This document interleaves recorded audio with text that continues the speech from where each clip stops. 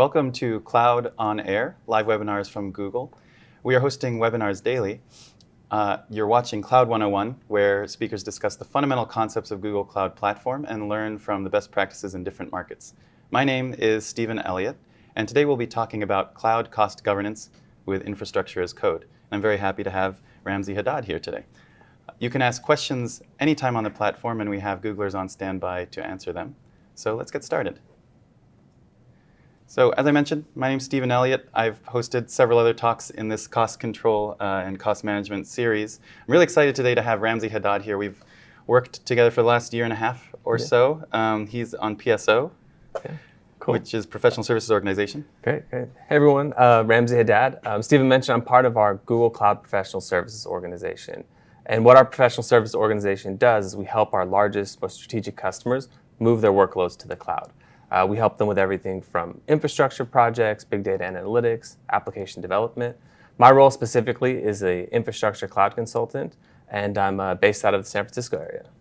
Yeah, and what's cool about that is as a product manager, I engage with customers usually about specific topics around cloud billing, cost management, and then as best as I can, I learn their end-to-end stories. But as a consultant, Ramzi kind of sees onboarding all the way through. Yeah, we work with a wide range of customers, and the collaboration with the product team has been great, specifically on the billing front, trying to really dive into these pretty unique use cases on how to make billing a better experience and land it in production with our customers. Yeah.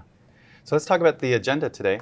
One thing that is useful to talk about is just why should you care about automation and why should you care about labeling? These sound like kind of boring concepts, but we'll get into why they're important. And we've talked a lot about labeling and resource organization before. So for those of you who have been on the series, this is something that we talk about a lot. Then we'll also talk about trends in the industry, including Terraform and infrastructure as code. And then finally take you through some best practices and Terraform template examples, which Ramzi uses with his engagements. Yeah, cool.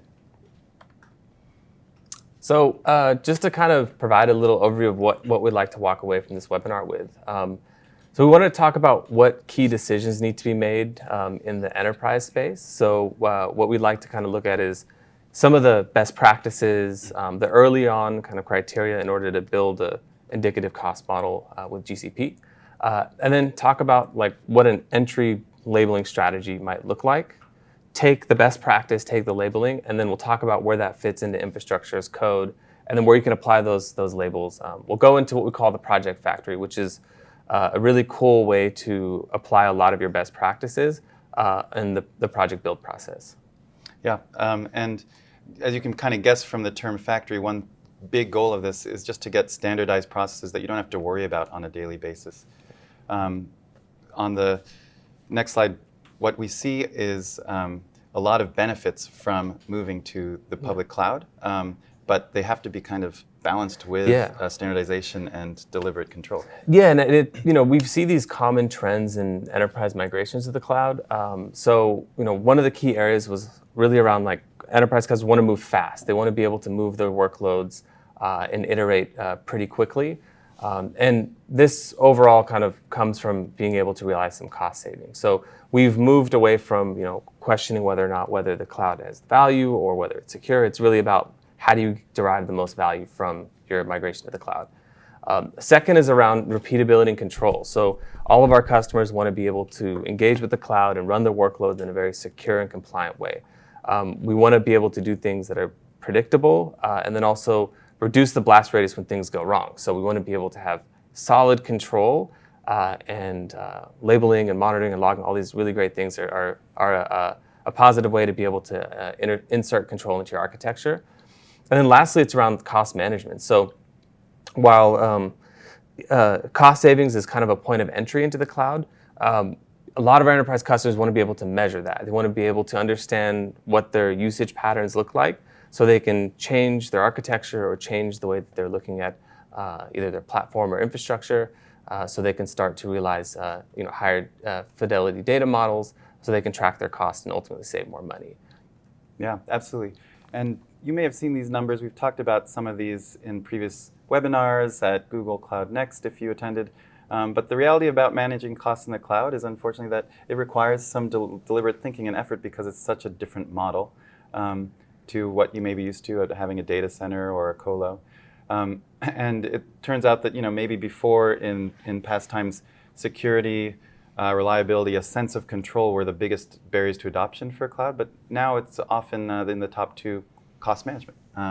And that's because there's a sense of loss of control. The predictability becomes a problem when you can actually scale your cloud usage with your applications. Before, if you had a footprint, you had a footprint, and whether it's high utilized or low utilization, the cost didn't spin out of control. And so if you don't take a deliberate ideally programmatic or automatic way of controlling costs, overspend becomes a problem. And we see this in the studies. About 70% of customers, 69%, overgo their budget by about 25%, and that's considerable, and results in cost management worries on a daily basis, sometimes hourly basis, depending on the customer I receive an email from. And to me, that's a sign that there isn't a good way of standardizing deployments, having more like an assembly line procedure or a project factory that helps remove some of the worries and predictability issues around less governed cloud deployments. Yeah, and I think the worry of spend in the cloud is something that putting controls and also kind of accounting for predictable use cases and understanding the users across your organization is something that within professional services we see quite often. So we really like to start out with kind of these concepts of best practices, setting up your organization with the right resource hierarchy, looking at repeatable patterns, looking for the right tooling and deployment. But ultimately, these are the key steps in order for us to get to a point where we're using automation to build our infrastructure and apply our cost controls. So going into a set of best practices is something that our professional services team works with our customers really closely with. Is early on in their journey is set a solid foundation for your entire cloud environment, understanding what the non-negotiables are in the architecture, and then set those best practices, and then commit to them, and then mature them over time in your organization. There's other sessions we've talked about, like the importance of setting an org resource hierarchy, understanding folders and projects and naming conventions for your entire environment. Very important to get to a point where you can start automating your deployments. And then looking for those repeatable patterns, right? So we want to be able to look at the most common, the most repeatable deployments in your cloud, and then start to build some declarative, reusable templates to be able to spin those up pretty regularly. And then selecting a tool. So Google wants you as a customer to embrace whatever tool works for your organization. We have a commitment to open source, and there's a variety of tools that we're seeing in the space today. I'll talk a little bit more about Terraform here in a bit, a popular tool that our customers are using to automate a lot of their deployments. And then kind of focusing on what are the foundational deployments you want to bring into automation. So things like project creation, how you manage your network, identity and access management, security, and then labeling ultimately, right? Bringing cost controls into the conversation when you talk about infrastructure as code. Yep. Now, this is going to be a summary slide that feels like a repeat for some of you who have watched my previous session with Max Sack on resource organization and account management. But just so you have an idea of the fundamental concepts, if you haven't been exposed to these before, there are ways to organize your resources on Google Cloud that we provide that different customers use. So the fundamental unit, the basic organizing entity for resources on Google Cloud is the project. You start with a project that may have a default name, and as you grow larger, you may start using more and more projects, and that kind of group your resources into their own kind of environments where you can set permissions on the project and so forth. So we see customers with projects for production, projects for staging, projects for test, and projects for teams. And then as you grow larger, you will have an organization. You can set this up via cloud identity and a domain for your organization. And then under the organization, you can have folders that organize the projects. And then finally, within projects or across projects, you may want to label common usage, whether it's security usage or research and development usage, or you have production environments in many different projects, and you want to be able to label everything that's prod.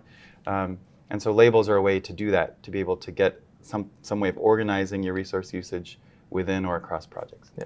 So on the labeling front, like how important are labels from like a product standpoint to understand what you're doing in the cloud? I think labels are extremely important, kind of what you talked about earlier, which is we want to meet customers where they are, and there's so many different ways to use Google Cloud. We can't possibly advocate for only organizing via projects or only organizing via folders. It's almost consistently the case that labels become important, especially with newer technologies that a lot of customers are moving to, like Kubernetes, or having data lakes where there are many users within the same project. Being able to properly label usage, especially on shared resources, is really important, and thinking about it in advance is really important. Cool. So I touched a little bit about Terraform and wanted to provide a little context before we look at the overall, before we look at the what we call the no label module in the project factory. So for those of you who aren't aware, Terraform is an open source infrastructure as code tool provided by HashiCorp.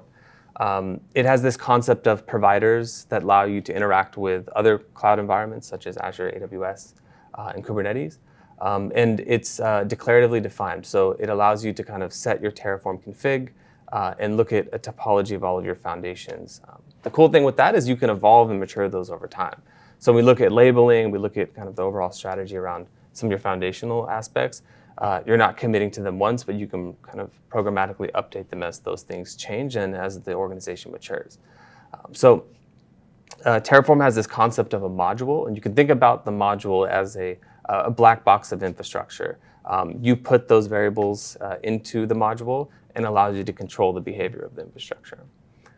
So one of the main values we see in the enterprise space is that there is an initial investment up front to kind of really bring most of your infrastructure and foundations into automation, but that allows you to then kind of encapsulate a ton of the complexity around spinning up infrastructure and applying things like labels at scale. So Terraform is a great tool to be able to do that. And just in addition to kind of what Terraform is, there's a team within Google that's focusing on engaging with the Terraform provider. So there's regular updates, and maybe at the end of this, I'll leave everyone with a few tools and resources to look at where they can access some of those modules that the team within Google and professional services is building. Cool.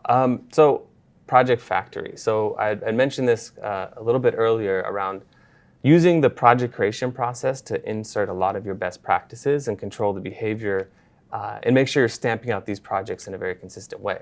So what is a project? This project essentially is a trust boundary for all of your GCP resources that allows you to isolate how you spin up compute, networking, et cetera. So it's a container for all of your GCP policy units. So the Project Factory, I won't go into all these steps here, but what we found is that there's these 10 common things that you can actually do in the project creation process. Everything from setting the right naming convention for the project to deleting the default networks, deleting the default service accounts, attaching that project to the right network, creating a new service account.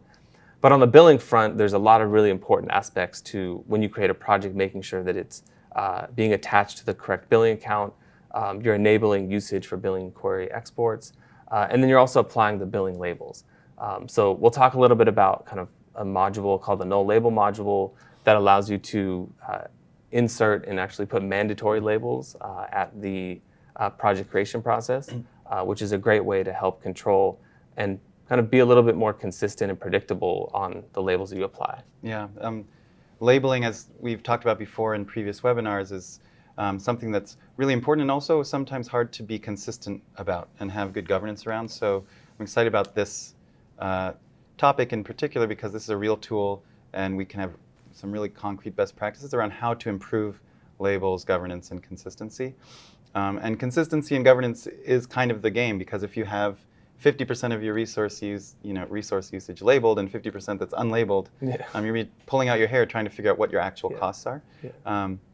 And especially if you really want to understand how to account for shared costs and really think about what does it cost to serve a certain use case or user, labels become really important. So a couple of best practices around labels is to both think in advance about what you want to track and to make sure they're not more numerous than they need to be. So for example, we do see customers who apply what are effectively globally unique IDs as label values to every new thing they deploy. from a cost management perspective, it's not that useful because you usually think in sets of things, customer segments or features or versions, environments. So think about that. Also make sure they're human readable. There's a company we talked to where the label values tended to be the CTO's name. So that had no semantic meaning to the billing administrator. Like CTO name, environment 1, CTO name, environment 2. But think about something that's more human readable. So anyone looking at a dashboard could say, like this is not just Bob 1, Bob 2, but this is the production environment for our core business app, or this is the test environment for some R&D group. And then another really important thing about labels is you might be tempted to use the label use case somewhere else, like in the project name. What I say about that is be very careful before you load metadata into something that's an immutable string. Seems easy sometimes where you're naming project. I'll just put the information in the project and just have a fancy way of overloading the project string to capture all the metadata. And then 6 months down the line, you realize you need to add another piece of metadata. You can't change the project string. So now you have to start to figure out how to back out of your earlier way of attaching metadata. And labels avoid that problem. Yeah, and just to touch on the project naming, I mean, it's a great place to put, maybe environmental variables, using, application minus dev, application minus production, allows you to kind of have some clear indicators on what lives in that project. So it's kind of really just about like the parent naming convention across your entire org, and then coming up with that simple labeling strategy is super important. Yeah, and sometimes a good litmus test is, does this feel a little too idiosyncratic? Because very often the most powerful labels are pretty common. Cost center, application, team, owner, point of contact, but yeah. So here's actually a screenshot from something that we hope to deliver into our billing reports UI, which is actually filtering and grouping by labels in our reports, coming soon.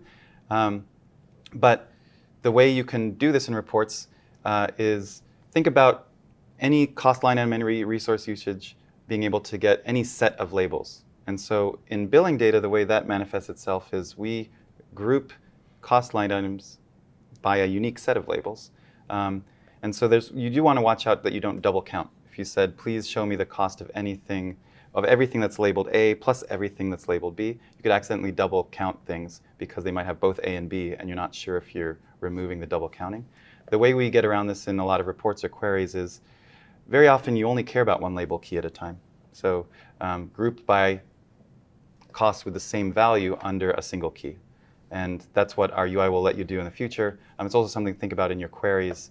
Always do a sanity check as well, that the sum of everything you've labeled equals the sum of it when you don't group by label, just to avoid any corner cases where you double count.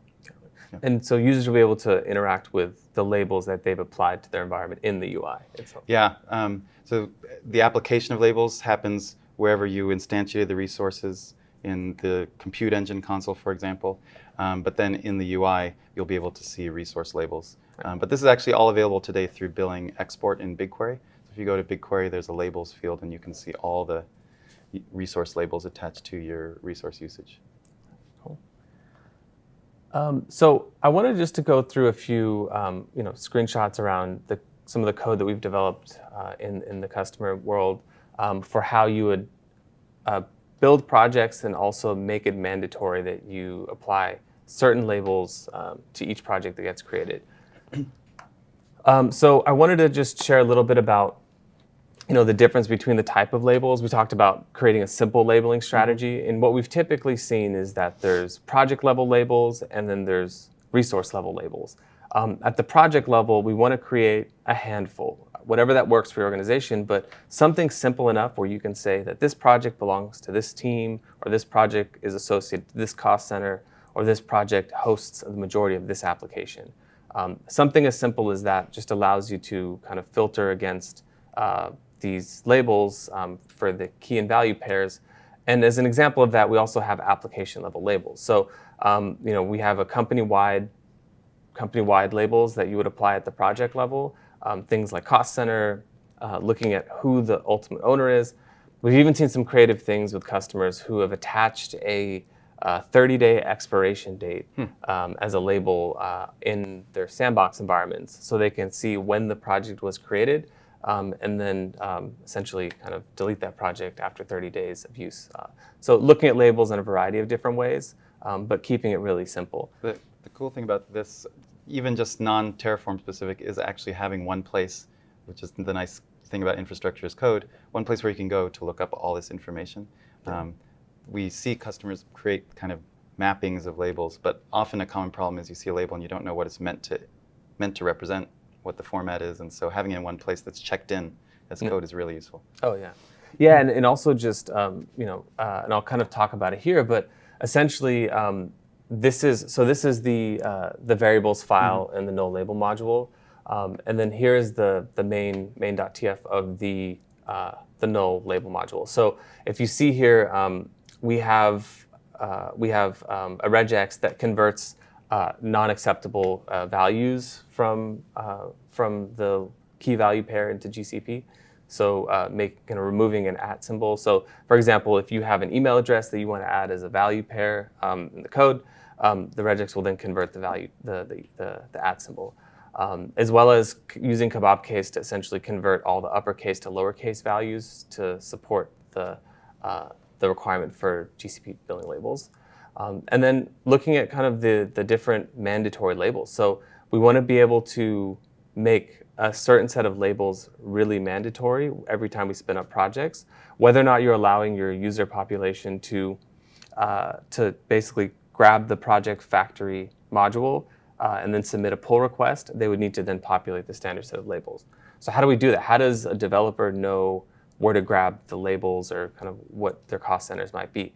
A lot of reference here is towards a wiki, and we've always recommended customers, as you've built out your labeling strategy or your cost control philosophy, you want to be able to host it and make it accessible for people to see and understand, so they can start to think about kind of the way that they're organizing their resources, and then how to pull metadata into the infrastructure templates here, as they're getting this stuff spun up.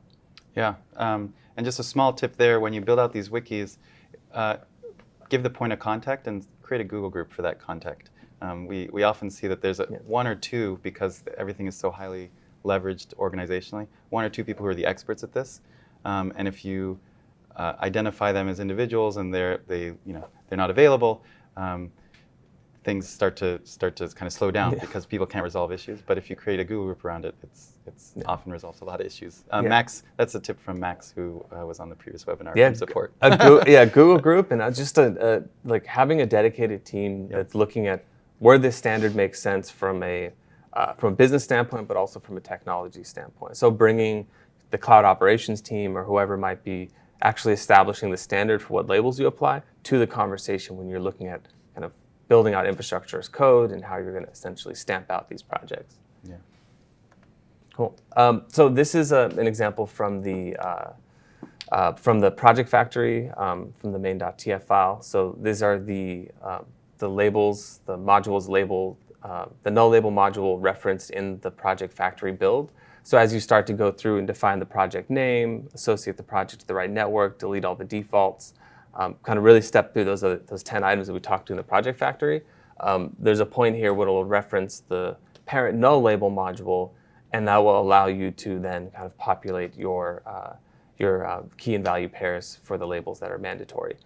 As you see here, we kind of have things like cost center, the company code, the CMDB ID, so really about like kind of where this application might live, what applications might live in this project, understanding what environment this project essentially supports. So not just relying on the naming convention for the project itself, but we're creating a label to understand that. Yeah, what I like about this, I mean, just reading through the list, one of the goals of automation, whether it's kind of cost control or security, is to kind of get a bunch of details out of the developer's head and remove what they have to think about when they're automating stuff. So it's sometimes there's two different benefits. One is you get more governance and automation and peace of mind for the administrators, but also you take less unknowns out of the hands of the developers, so they shouldn't have to think about this. This is a very simple example, but if I were creating a project, I'd immediately say, I have no idea who my financial owner is, and I don't know who my tech lead is, or who should be on this particular label.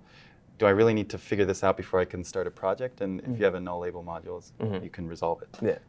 Yeah, and this may be a little bit much for depending on what the enterprise use case is. But if you're a solo developer or you have a smaller use case, then I don't think you need to apply this level of detail for labeling. But what we've seen in the enterprise world is have a very small set of labels that you do apply, and then make it really easy for people to pull that data, like cost center, company code. Like I should know what that is. I mean, I've interacted with that, like potentially traveling or something, so I can go grab that and apply that to the labels here.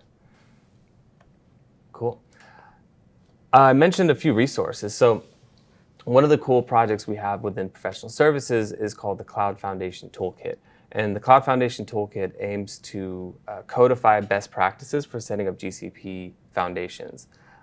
So this is a project that started out by looking at enterprise patterns and really looking at ways that we can provide our customers with templates on getting started to use infrastructure as code.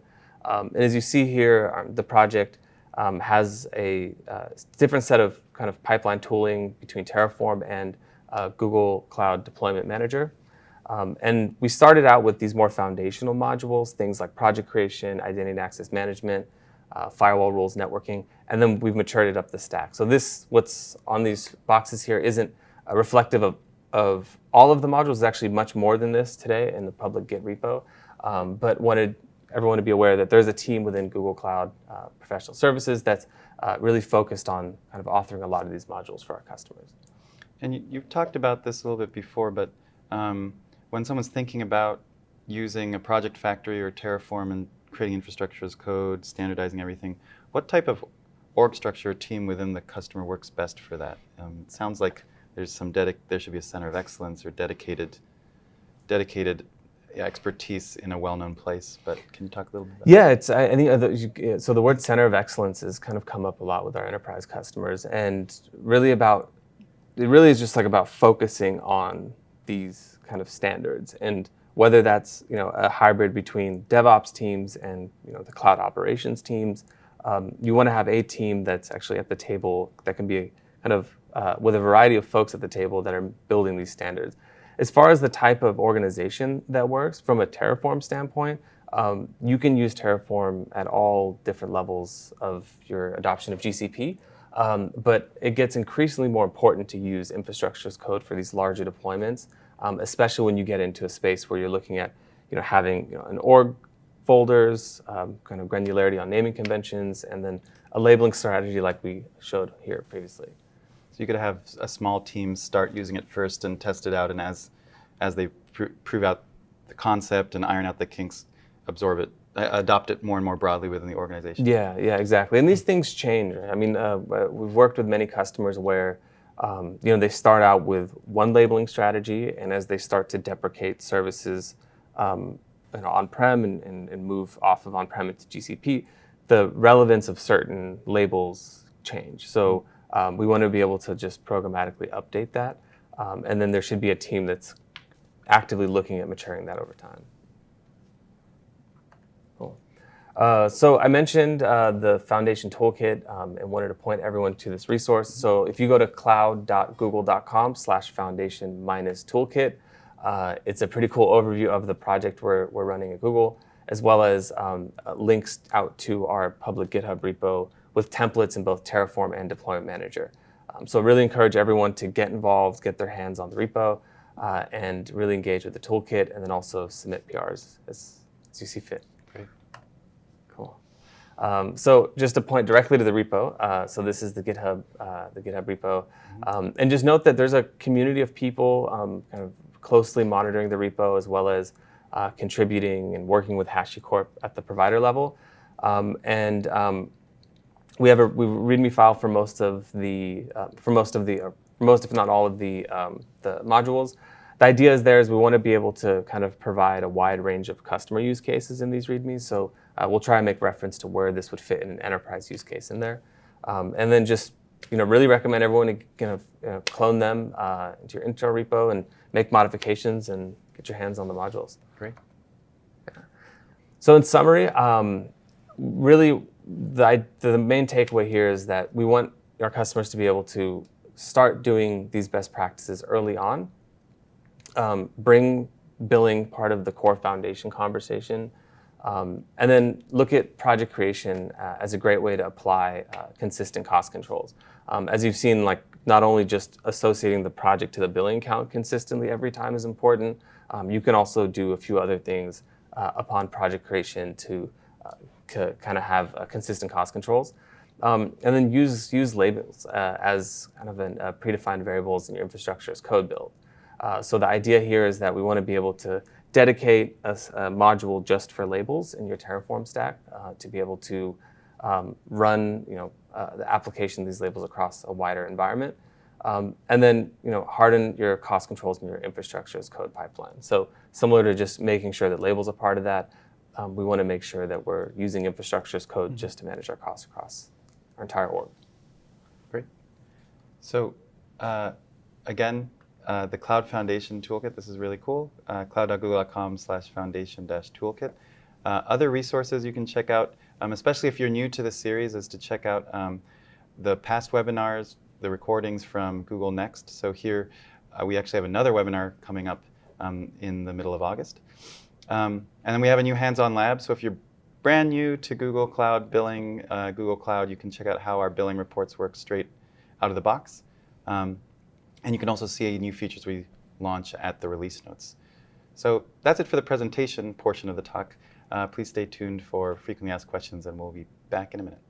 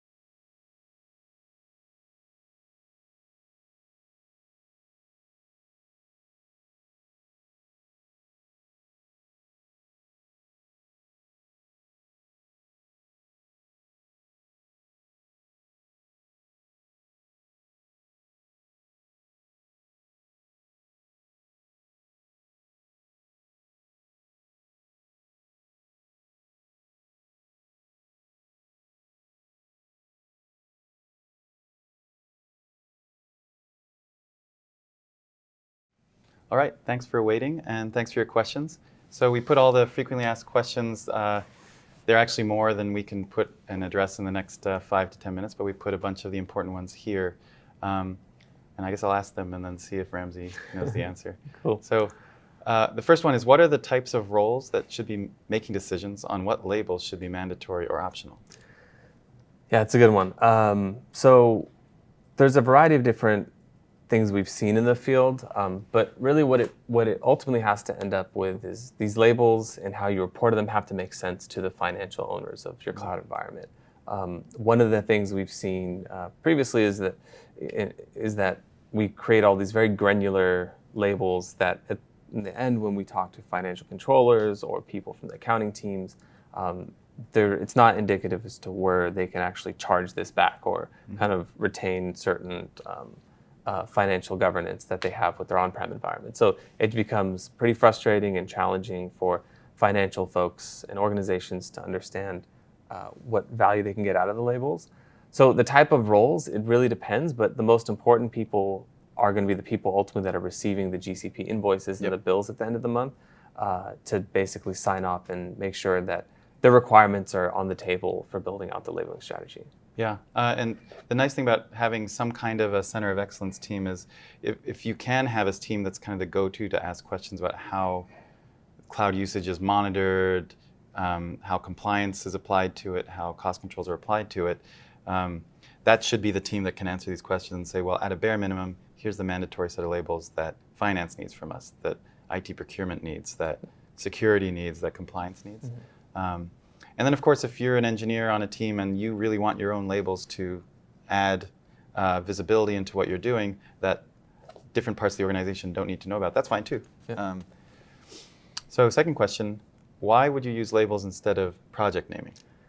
It's a good one. We talked about this a little bit, but essentially using labels instead of project naming, because you can technically change the name of a project, but you cannot change the project ID or the project or kind of the hard-coded value for the project. So the idea here is that while we want to have some kind of very solid naming convention for our projects, we don't want to apply any of the cost controls at the project level, because those things might change over time, and we can't change project names as programmatically as we can the billing labels.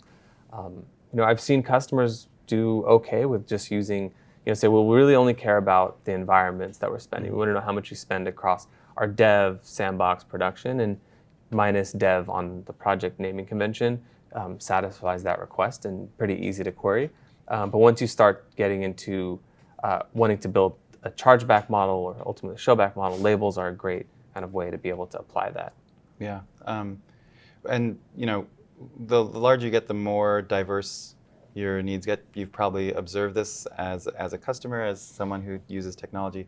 So we definitely have large customers where most of their needs might be fine with handling things at the project level, but there are shared resources, there are Kubernetes clusters, there are other things that require labeling, and so it's good to have a labeling practice, even if you think that you can just get away with project naming, because things will change and labels are more flexible.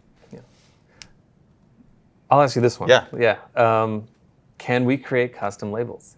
Example, cost center, app name, app environment, et cetera. Yeah, absolutely. You can create custom labels. Just because Terraform Project Factory standardizes a certain set of null set mandatory labels that have to be with your resources, you can use the APIs and add other labels, add custom labels. One of those mandatory fields can be custom labels. I guess just clone the repo and make it whatever you want. And then the only constraint is the key label constraints. And I can't recite them off the top of my head. It's something like 64 characters and no ats and a couple other things like that. But absolutely, you can customize your labels. Yeah. So is this integrated with GitHub? Yes. Yep. So all of the Terraform modules the team is publishing are available on the landing page for the Foundation Toolkit project. So again, team actively engaged with the GCP Terraform provider, and we're publishing new modules regularly. So let me ask you this: when you engage with customers in a PSO engagement, a professional services organization engagement, do you actually use the GitHub we're talking about here and have that as a starting point, and then they clone it and make it their own? Yeah, so we usually start with defining all these custom variables that we're eventually going to put into automation. We've invested a lot of time in these foundational modules that are widely used across our customers. So the same kind of framework for a project factory, we're using elements of that for our customers as just an outline for what their module might look like in their environment. But through professional services, we're defining those variables, we're helping them build out their infrastructure as code, and then helping author those modules in their environment, and then handing them over. Ultimately, these are just templates for you to use as a starting point, but really through the best practices and a lot of the resources out there today, you can definitely get to a point where you customize these modules to fit your organization. Second to last question: are there organizations or environments that are not a good fit for using Terraform or infrastructure as code? It's a depends answer for that. But ultimately, we want to have most of our customers move to infrastructure as code or really extreme automation, especially as you start to grow your presence in the public cloud. There's some cases where if you're a solo developer and you're hosting a web server on a single project, you can probably get away with not using this step. Yeah, exactly. You might skip. Tech lead is me. Exactly. Finance team is me. Yeah, the CFO is you. So I think in those cases, maybe that doesn't make sense. If you're starting to use kind of the org resource hierarchy, and you want to be able to kind of have more control across your entire environment, definitely would look at using infrastructure as code and tools like Terraform and Cloud Deployment Manager.